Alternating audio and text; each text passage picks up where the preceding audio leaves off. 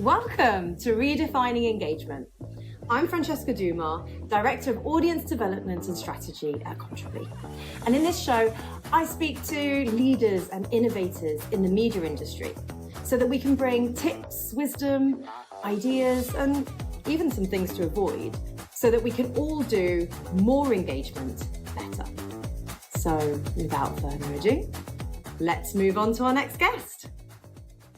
Hi, Yunus. So nice to have you on Redefining Engagement. And I'm excited to talk about engagement again today and get your opinions around what engagement is, what it means to you, how it's measured, and hopefully some actual examples of stuff that you've worked on in the past that you've been quite excited about. So thank you for joining, first of all. Of course. Thank you, Francesca. Sorry, I cut you off there. Great to be here. I know we had a chat before, which was very, very enjoyable. So I've been looking forward to this. Yes, it took me a while to, pluck up the courage and sort of like say yes, but here we are. I'm very excited to talk to you about engagement, audience, and everything that comes with it. And yeah. And it's a really, well, I think it's a really important topic. So maybe we could start off with you. Would you mind sharing, well, your name and your experience so far? Like, what do you do? Tell me a bit about that. Sure. Hi, I'm Yunus Emre Oruc, and I'm now a senior audience strategist working for a news outlet that just launched like a couple of months ago that are based in Dubai. I'm working for them in London remotely. And I'm basically, I've always worked in newsrooms, and my past experience has always been in newsrooms as well. And I start with doing social media work. So I was a social media producer at Jazeera Turk 11 years ago around this time. And a couple of years there, after that, I moved to TRT World, which is the Turkish public broadcasters English language news channel. And I was in their digital strategy department as an engagement producer. And there, really, I just like grew into the strategy side of things, not just writing copy and posting and scheduling, but also like just building that capability across the organization. At some point, I was literally looking after the whole sort of like social output that was coming from the digital department, TV programs on my own, and I was connected 24/7, which was not like great for my health, but it was a lot of good work. It was a lot of hard work. And it was a great experience, but it was very, very exhausting, which I didn't realize up until the very end. Then I moved to London for Middle East Eye as their audience development editor, and I spent a good 5.5 years there as being pretty much their digital strategy lead. So I was looking after everything from social media to video production, video sort of like news videos. How do we do them better, faster, snappier? But also how do we extend our sort of like editorial offering into long form video? And on top of that, I was also very, very closely working with the newsroom on digital best practices, but particularly on search engine optimization. And in my last couple of years, I also did a fair amount of newsletters. I launched 2 newsletters with them that grew into like 5-figure subscribers, both in their own email list, but also on LinkedIn. So I basically had my hand in a lot of things up until now. And now at this new place called Monify, I am doing something similar, but this time I am just like, obviously I've always overseen the work of the social media and video teams and worked very, very closely with them and provided guidance and sort of like editorial oversight to a degree. With this one, it's a lot more direct experience with 4 people looking after a platform each or a product each. And at the same time, I've been asked to do a lot of work on the newsletters and website side of things. So optimizing audience journeys, started thinking about like how do we acquire audiences, but also retain them and then sort of like convert them into perhaps down the line paying subscribers. But, that's still work in progress. That is my experience. And it's given me, like having started just from social media, growing into sort of like, I don't want to call it expertise, but drawing from that experience of having been involved in a lot of aspects of digital strategy and digital output, it's given me a very, very good understanding of what the audience work actually means. Mm. You sounds like you're a bit of an international powerhouse in a way, because you worked in with brands that link to so many different nationalities and countries. But also when we last spoke, I felt a lot of like, I'm going to say maverick energy, very open to a challenge and to take on something that's a little bit outside of the box, which I found really exciting. Maybe I can start off by asking you, what would you define audience engagement as? What's your definition? Sure. First of all, thanks for your very, very kind words. I always thought that I was just like, sort of like I've been in the right place at the right time and sort of got lucky, but it's good to hear that it doesn't come across that way. So audience engagement, it's something that, and like we talked about this last time as well, right?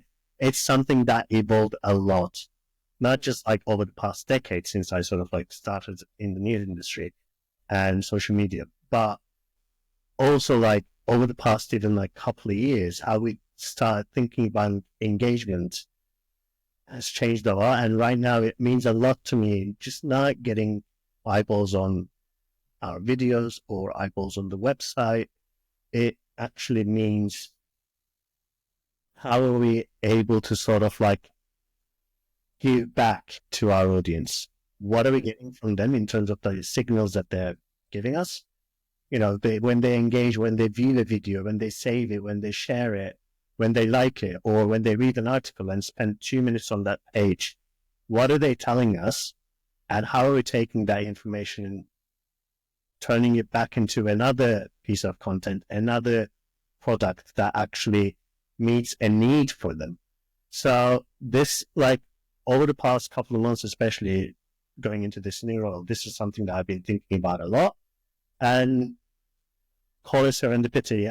I actually came across Sarah Marshall's 2025 prediction on Niemen Lab, where she was talking about how the funnel is not an inverted triangle anymore. It's more like a trapezoid. And what happened there was the bit about actually retaining audiences has grown quite a lot compared to a while ago. And that and the engagement bit is actually where we should start spending a lot more time in when it comes to the traditional media funnel. And that's got me thinking a lot. And like, it's easy to say that, oh, that's sort of like what I've been thinking as well, but the way that she articulated it, and that's why I think she's one of the best thought leaders out there in the industry. It just really resonated with me, and it's sort of like I really took it to heart. And that is exactly how I started seeing it a lot more with a lot more conviction. So it's all about not just getting them to your platform. It's having a meaningful relationship with them where it doesn't feel like we're just shouting content at them, but listening and understanding when we give them the content, what are they saying back?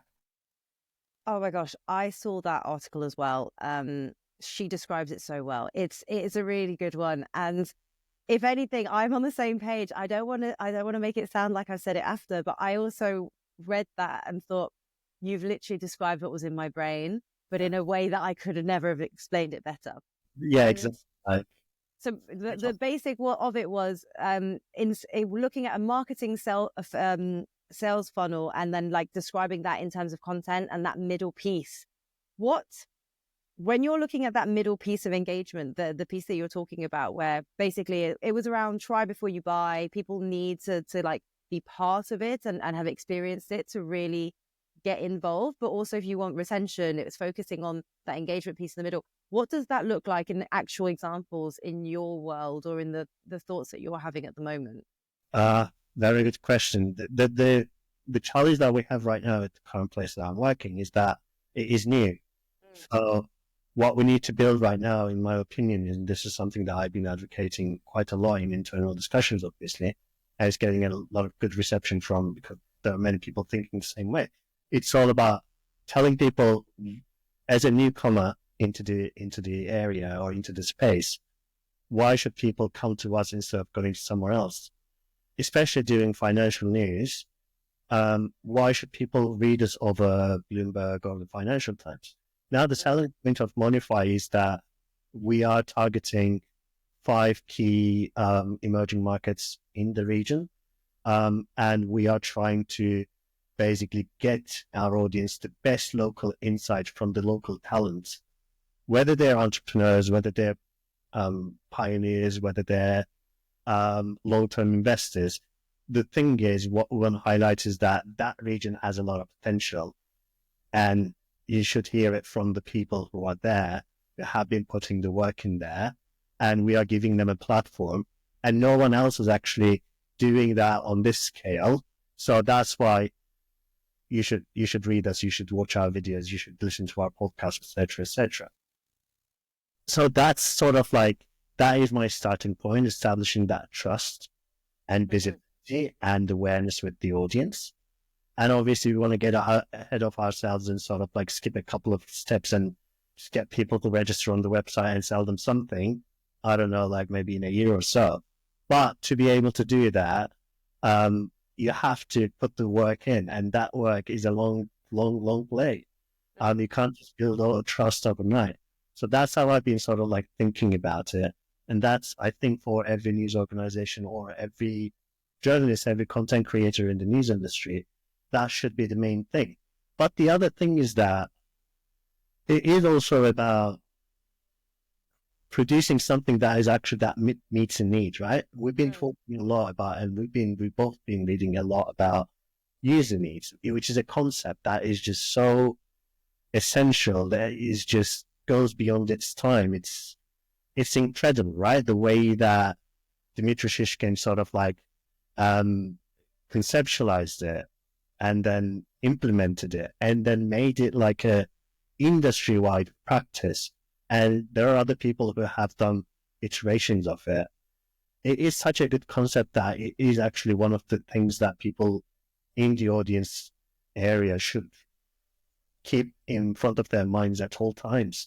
Because it is all about, it's not about creating demand anymore. That's what we used to do, I think, as a news industry. Long before either of us joined, perhaps, we were creating the demand. We were telling people, this is what we think is important. This is why you should read it. We'll tell you what's important, sort of thing. There was obviously a lot of community engagement and stuff, especially on the local level. But on a national or international level, it was more about, we are the thought leaders. This is why you should pay attention to. But the tables have turned now. It's not about that. It's all about listening to your audience and understanding what they want. I'm hearing, correct me if I'm wrong, that initial trust piece that you were talking about at the beginning was, it's understanding your USP and marketing that USP through engaging content and activities and things that your audience can engage with. That's hard to do because when you work in a brand day in, day out, you look at the detail of the content. You're not necessarily marketing the big picture piece all the time. And actually those new audiences need to experience that so much. How do you talk about yourselves, or what do you do that builds that trust? Like, I'm looking for specifics a little bit. I know I am, but newsletters, I'm guessing, is one of them. But it's a marketing question more than anything, is it not? It is. It's all about trying to understand where our desired audiences are and how we can get to them. So we're looking a lot into like micro communities or communities in general. We're taking a community approach to it, because what we want to do eventually is build a community that is engaged and that is actually advocating for down the line for this brand. And this always has been sort of like part of my approach to this sort of work anyway, in the previous workplace that I was at. And, you know, I especially experienced this with Middle East Time, where we had a very strong, perhaps undefined, and maybe there are a lot of like unrealized gains, if I may say, there. But they they do have it. We built a strong community there that was very receptive to some of the things that we thought was editorially important, and was just like, so it was at some point the relationship there also changed a lot about like, if people wanted to say here about Israel and Palestine, we told them this is what's happening and this is what matters right now, and people were very, very receptive to it. But to get there, we had to put so much effort and work into understanding what people wanted to hear, or like what people wanted to learn about. I know that I probably sound like I'm repeating myself, but it was really the essence of it, really truly understanding what the audience wanted. And also, like, you know, especially with search, we started getting a lot of search traffic after like 2020, and we managed to capitalize on that. But the part of the search strategy, it wasn't just trying to stuff keywords into the headlines or into the articles. It was all about, okay, I'm seeing this signal, say from Google Trends or another keyword search tool. What is it saying? What is it telling me about? Is there anything that I can capitalize on in terms of like any questions that people might be asking, say in the US or UK about the region that we're covering? We able to unearth any questions from there? Are we able to sort of like catch these trends before they actually explode? So the benefit of the search engine optimization strategy that we had there was not just drawing the search traffic in, but also understanding what the audience was telling us. The audience that we didn't capitalize on before, we didn't tap into before, what were they telling us? And I think that's the real value in there, in every single thing that we do. That is all about it. And how in those situations, how were you engaging with that audience directly? Because you keep mentioning signals, like what signals are they giving us? How were you finding out what these problems were? Were you communicating with the audiences directly? Like what was that communication between the two? I think at Middle East Side that it was mainly about, it was like an unspoken communication. There wasn't actually a lot of community moderation or anything, because there weren't any resources really to be able to do that. But it was more about reading between the lines and seeing it in data, seeing what people responded to, and seeing, okay, do we double down on this? Or if it didn't perform well, do we double down on this because maybe we're missing an angle? Maybe we should go into a different direction, stay on the same topic. Is that something we do? Or do we pivot to something else, try and catch a different sort of like theme to capitalize on, and sort of go from there? And I think it reached the climax with what happened with October 7th and the months that followed it, where we were doing a lot of live blogging and stuff. And that was one of the biggest traffic drawers for Middle East Side for the past year and a half. I guess what I'm trying to say there is, it's the ideal scenario would be you have a community manager or like a community team that actually speaks to people if they're commenting on your thing, on your content, or on your YouTube shows and stuff, and really understand, sort of like ask them, probe them a bit more about, I hear what you're saying, is this what you're talking, or like, I hear what you're saying, have you seen this piece of content that we've done before? What do you think about this? This sort of engagement method or engagement tactic sounds very, very simple, but is actually quite difficult to get right. It's all about the tone. It's all about actually sensing what the audience wants, and sort of like trying to get them to see the other things that you're trying to do and see how they respond to it, and then take that on board. Because again, if you're just like throwing stuff at them, it's a one-way conversation, and that will never give you the results that you want. I'm interested that you're mentioning a community person. You see this as a role of a specific personal team. And this is something that comes up so much when you look at how editorial teams can be structured. there are so many ways of doing it. Why do you think it's an individual that does that? Is it because there's too much work? Is it because you need specific skills? Is it like, why is it a person or team that is working on that? Because they have to be sort of like a little bit of a self-starter and be able to take the initiative, and also doesn't require a lot of sort of like oversight in terms of how they do their day-to-day work. Yes, you set the strategy with them, you talk to them about where we should be focusing and where not, and sort of like allocate resources accordingly. But the main thing is, are they self-sufficient, and do they actually get what we want out of this whole structure? That's why, like, you can do that. You can easily do that with a regular social media person, like social media editor, etc. But then, are you going to be taking them away from other more vital functions, which also requires a lot of attention, a lot of brain power, headspace, and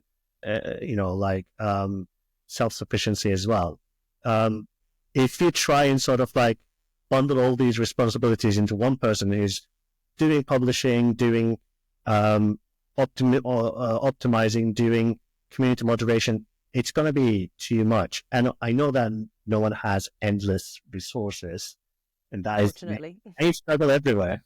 It's been the case every single place I worked in, and that's never going to change. You go to the biggest newspapers, you go to the biggest newsrooms, there's always someone missing from the equation. So it's all about understanding your team's strengths and whether you think there is actually space there or not to be able to do this work properly. Because also, if you get it wrong, it can be very detrimental. So then the question becomes, do you do it at all, no matter what, or would you rather not, because it might be actually more harmful than beneficial to your strategy? I think that is a delicate balance that everyone is trying to strike. Going back to one of the things you said earlier about you're trying to get people to advocate for the brand. I heard that and it made me think automatically of measurement, because we're talking about engagement. You've mentioned data and using the data as signals. How do you measure good engagement? It's a hard one, right? It's a very hard one. It is a very hard one. Like KPIs, we can talk about all the vanity metrics, and it's not just one single thing. It's always an amalgamation. When you go into, again, very big newsrooms with very good capabilities, what you find there, a North Star, but a North Star is almost never one metric. It's usually a combination of a couple of things. So it depends. What do you want to get out of your audience? Do you want them to pay you? Then it's all about lifetime value, right? Or about conversion rates, or how much you charge them, and how much churn there is, and like what's the retention rates and stuff like that.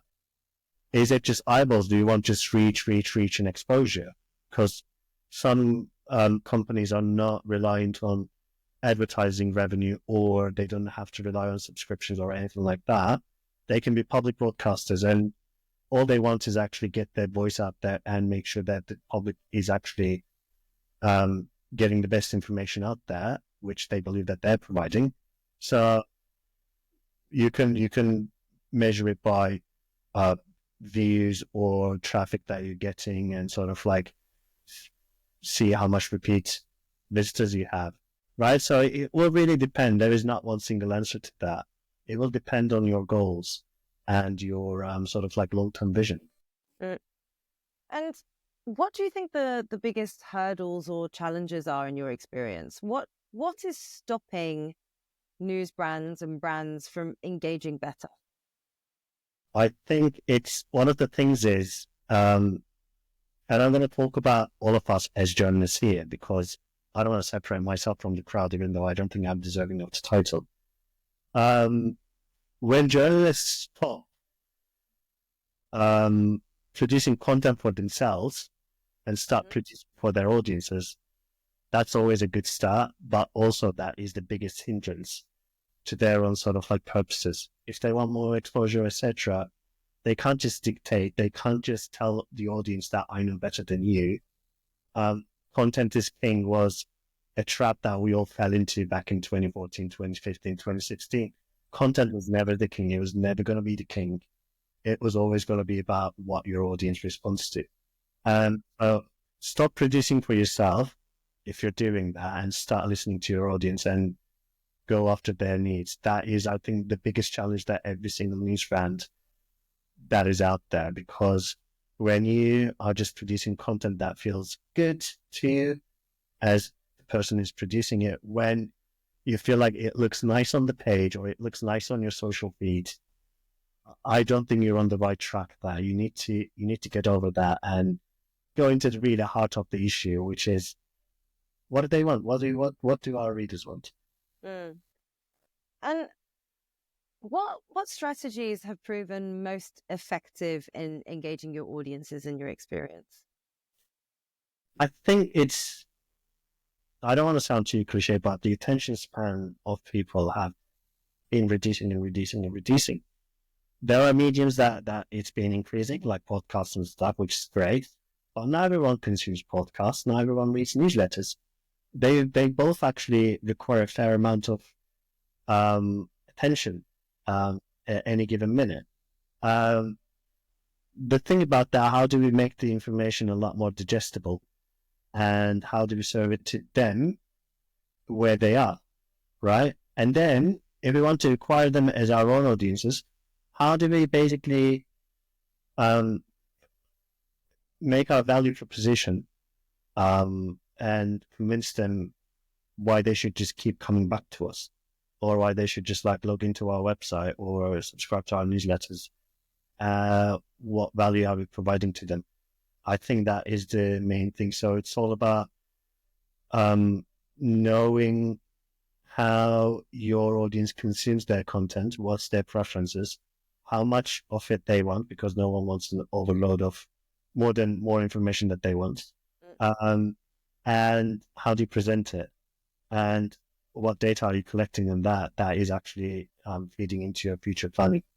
And those would be my 3-4 pillars to go off on. Do you have any examples of moments or things that you've done with your audiences that have worked particularly well, or that have potentially surprised you? Yes, the one that surprised me was the proliferation of short form content as a vehicle for growth of audience. Because I really think that I guess I underestimated our ability to cram content into 60-second vertical sort of format. But news industry is very innovative, turns out. And with the way that we pivoted towards that and capitalized on it, I think it's been a boon for everyone. And those who haven't done that is basically left behind. And again, it's not for everyone, or it's not probably going to serve the exact sort of purposes or aims that you might have for your audience or for your platform. But as a vehicle of growth, I think it worked out a lot better than I thought it was going to. And when we did that in the previous workplaces that I was at, when they pushed for the short form content, and the way that we saw that in data, how it sort of flipped the viewership, whereas say we were using 80% horizontal videos, 20% vertical videos. When the viewership shifted from 8% coming from horizontal to 60% coming from vertical, that is the moment that I think many people started shifting towards reels and shorts. So that was I think a very defining moment, and that was one of the moments that as a news industry that we managed to capitalize on quite well. And it still works. The short form content, it still brings audience. Then how do you combine it with the long form content to retain them? That is the question. Did you find that you were getting a different audience from these vertical short form, and how did you adapt to that audience that was coming in? Yeah, I mean, yes, there is always that sort of noise that is coming from certain regions or certain areas in the world where internet usage, just because of the sheer size of the population, is quite high, and they just flock to your brand whether they're your targeted audience or not. So to be able to sort of go from separate the noise from your actual targeted audience, that requires a very, very targeted approach to it. It's all about then sort of shaping your editorial content around, okay, how do we actually format this very particular theme or subject that we're doing into something that resonates a lot more with our target audience than anywhere else in the world. And that was something that we were able to do specifically in any place that I worked at, was like just really shaping the long form content around it. That really helped. Just honing on in the message and going for themes that were a lot more interesting to our target audiences. I think that worked quite well. Do you have a specific example of like a story or a one piece that you were working on, so that I can get a bit of a visual of what that process looked like? And at what point were you considering that audience in that? I don't know. Maybe it's a specific one. Yeah. Well, it's always good to sort of like talk about Israel Palestine as a good example, because Middle East Eye was targeting Western audiences in the US, UK, Canada, etc. A strategic sort of like target. And what we found obviously was like there is a lot of people who want to hear about what's going on, because perhaps they felt the angle that they were getting from other bigger news organizations were not good enough, or maybe they were confused about sort of like some of the things that they were hearing, so they were doing their research. And how we were able to sort of like meet that need was actually making sure that we were providing a very, very good balanced reporting, and also like what's happening on the ground, the reality of it, the horrific reality of it was quite crucial. So just really doubling down on that and seeing the impact of the work that we were doing and our colleagues on the ground were doing in that region was quite crucial. And I think the audience to a degree understood that, when rewarded brands like ME or others who did similar work. So that would be the main example that I can think of, because all of that audience eventually trickled into the longer form content. Like ME has like 3 podcasts, or we had like newsletters. They were going down, like subscribing to those things at quite a big rate, and it wasn't just like a flash, it was quite sustained. So I think that's what it's all about. That's a great example. That's a really good example. And yeah, it's such an important topic. And I think there's so many sides to it that people have been going around looking for more information in a way that we probably don't always do with all of the other topics as well. Maybe we could talk a little bit about technology, because a lot of what we're saying, we've talked about measurement, we've talked about marketing, building trust, and all of those things. What do you think the role of technologies like AI, for example, or data analytics has in your audience engagement efforts? I don't want AI at this point to get anywhere near editorial content. I am very worried about the implications of that, because I don't think there are enough safeguards around it. We can't easily detect what is written by AI and how trusted it is, where it derived its sort of like writings and production, like sort of output. I am very, very suspicious of it on that front. It's not to say that it doesn't have it. Obviously, it's a great technology and it has a lot of potential. Just that when it comes to public sphere and content, especially news content, we have to be super careful about it. So what I see a lot of potential in AI for the news industry is automating, or like sort of doing some very simple tasks. Like I used ChatGPT to code the call to action boxes on Middle East Eye's website, where we're just like, promoting a newsletter. Basics, like the whole frame of it, the most of the coding there was done by ChatGPT, which was great. Then I had to sort of like tinker with it, try on there, see how it looks on the page, and then still had to do a lot of refinements to it. But the base of it came from ChatGPT, and I have very, very little sort of like basic understanding of HTML and CSS and whatnot. But it did help, and I can see that can be very, very useful tool. Or if you're giving it a piece of sort of like recorded content, it can maybe identify based on some signals that you've given or you've provided about what your audience responds to. It can maybe identify some stronger hooks than others there. So video editing, video sort of not production again. With production, I'm very, very cautious. But editing as almost like a sous chef, I think it can be very useful. Something to just like nudge you here and there, keep you on track, or show you an untapped potential. I think that would be pretty great about that. But other than that, yeah, I don't want AI right now to get anywhere near news content that we're presenting to the audience. It should be all about what we're giving it and what it's giving out at the and nothing beyond that, nothing more than that.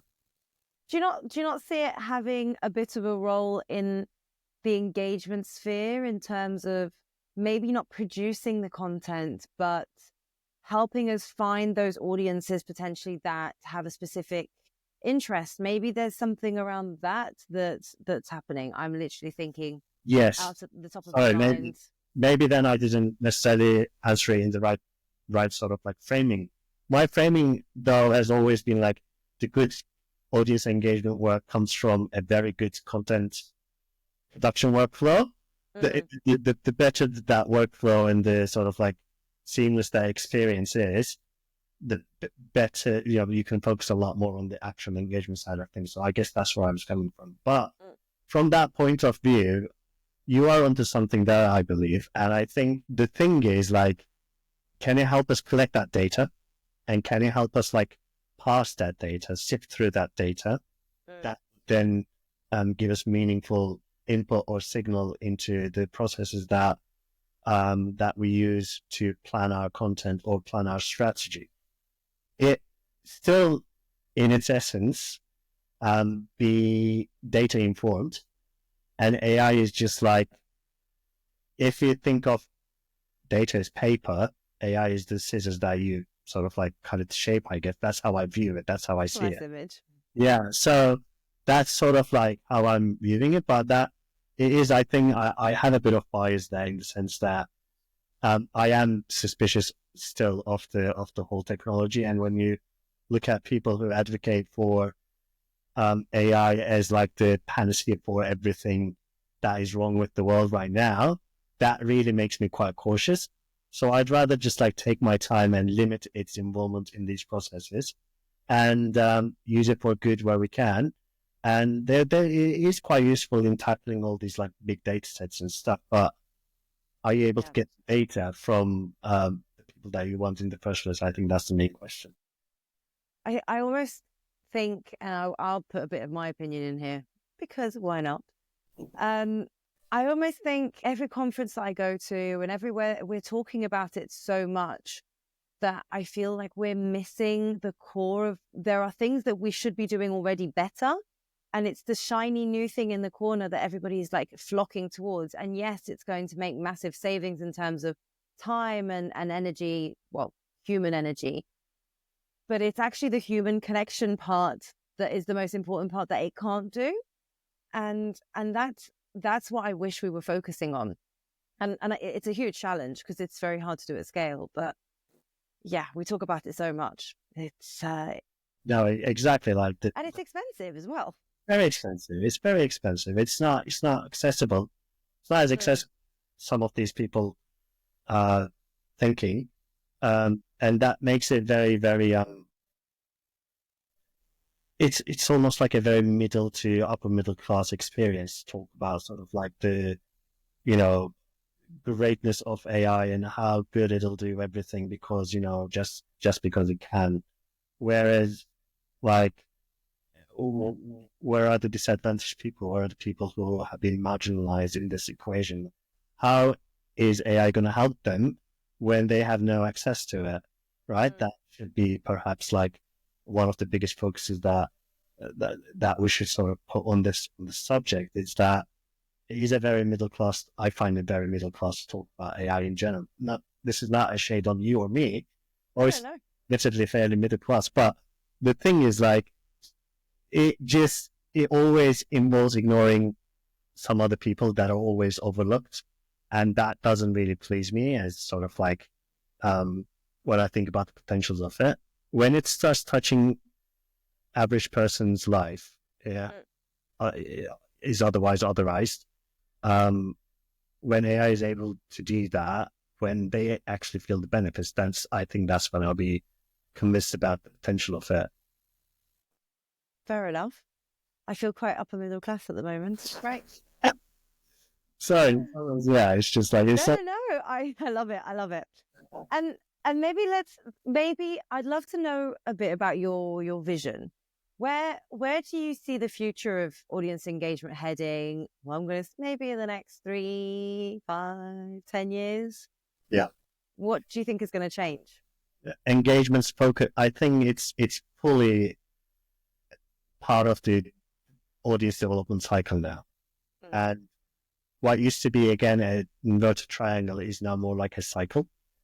Is how I see it.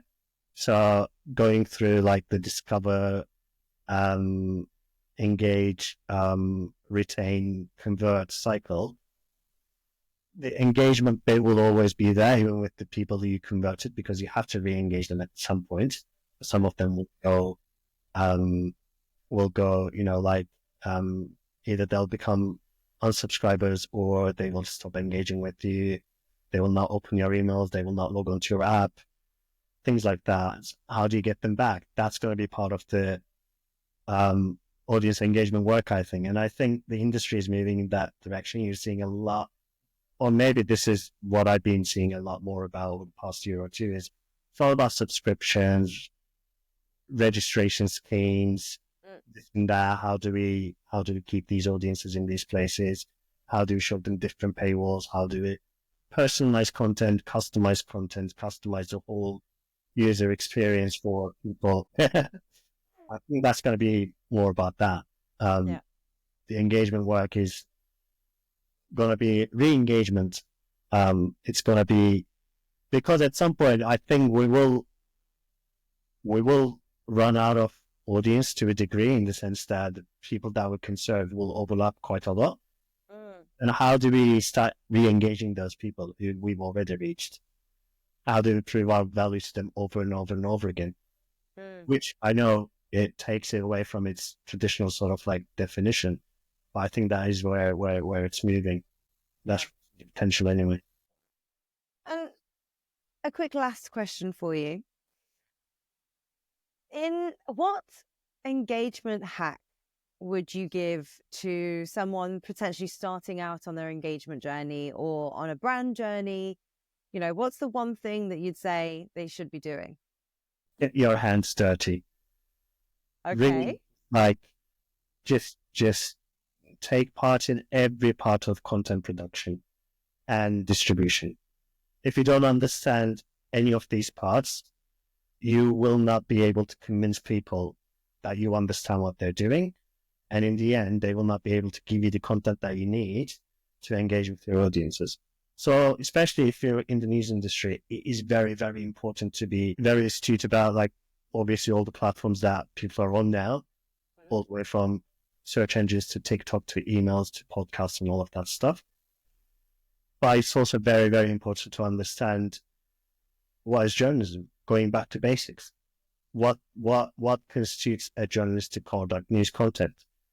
If you don't understand that, if you don't understand how that comes to existence, if you never wrote a piece yourself, if you never edited a piece yourself, if you never tweeted out yourself, or posted on Facebook or posted on Instagram, I don't think you'll be able to understand the real nature of engagement work, which is understanding your audience and seeing what they respond to, which I know is a addition of everything I've said, but I think that's how I see it.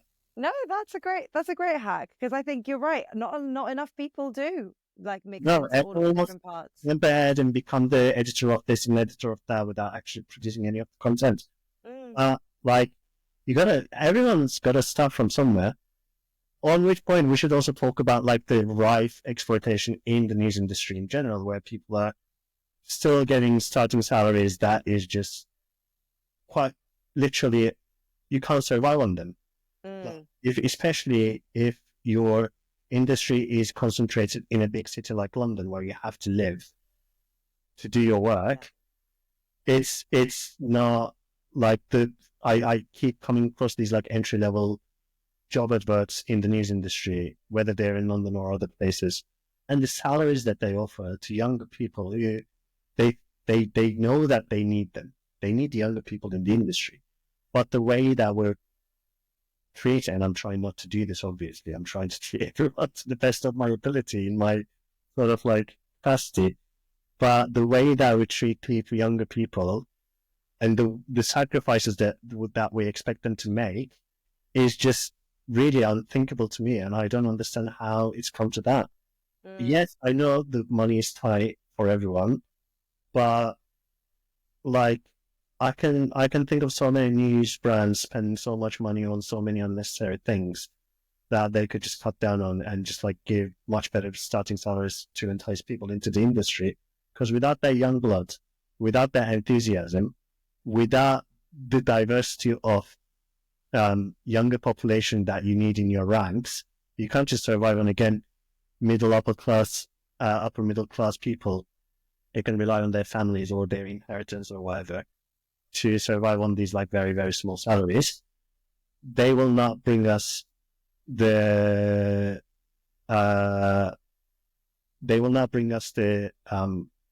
innovations that we want, because their experience with the real world will be very, very different to someone who actually sort of like comes from disadvantaged backgrounds.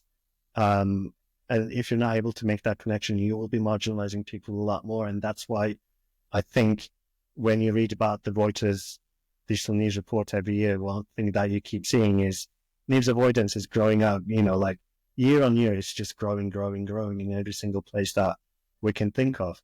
And I think part of is because that we are losing that connection with the diversity of our populations, and we're not involving enough, or we don't have that broad spectrum anymore of people who have that experience.